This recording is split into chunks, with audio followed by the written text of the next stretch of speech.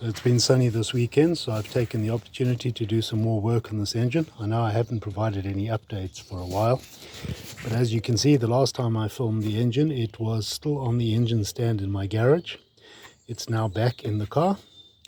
So brand new timing chain fitted.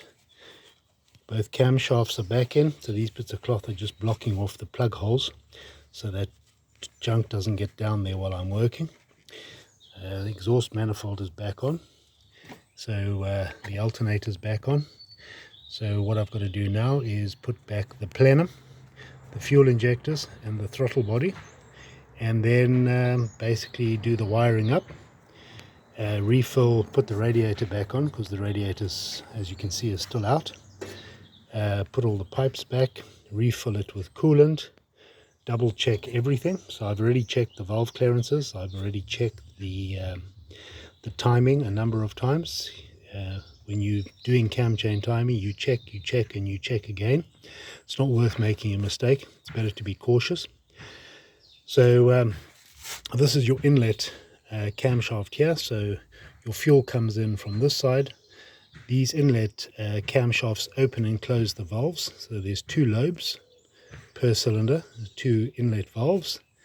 And then once the fuel has combusted, created power, the exhaust valves then open, and then they release the exhaust gases out the exhaust pipe. So you can see there's 4 headers here, 1, 2, 3, 4, because this is a 4-cylinder engine. So you've got 1 exhaust pipe per cylinder releasing exhaust gases.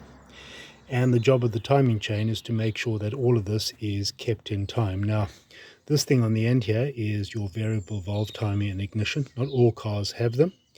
But basically the idea here is that the computer varies what's called the lead and the lag of the inlet valves here to optimize power at various speeds. Back in the old days, we would have had what's called degreed cams, where you would shape the cam lobes specifically for the type of power profile you wanted the engine to deliver. Whether it was, you had things like stage 1, stage 2, stage 3 cams. So stage 3 cam would be quite a wild cam for racing engines.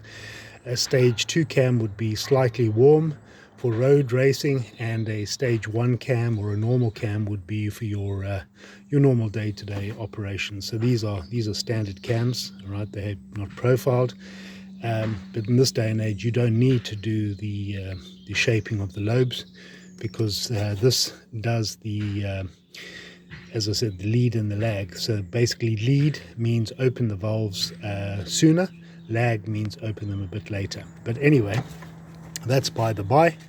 On this side here we've got the gearbox, and between the gearbox, so this is the engine block, this is the gearbox housing, the bell housing, and in here, you can't see it, is the clutch mechanism, right? So the clutch is the its job is to deliver or engage power from the engine to the direct drive, which is the gearbox, which then outputs that power to the wheels.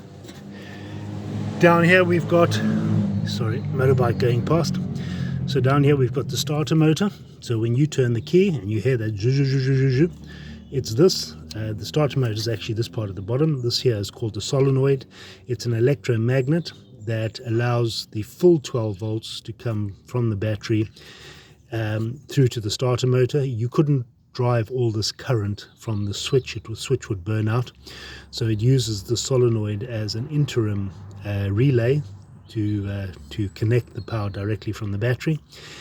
And it's also got a thing called a Bendix unit. So to ensure that the gears from the starter motor aren't constantly meshed with the flywheel, the Bendix is like a big lever that as soon as this electromagnet engages, it pulls back, it throws the gear forward onto the flywheel. The flywheel then turns, and as soon as the engine started, the system comes back and disengages the gear of the starter motor from the flywheel. We've got the alternator down here.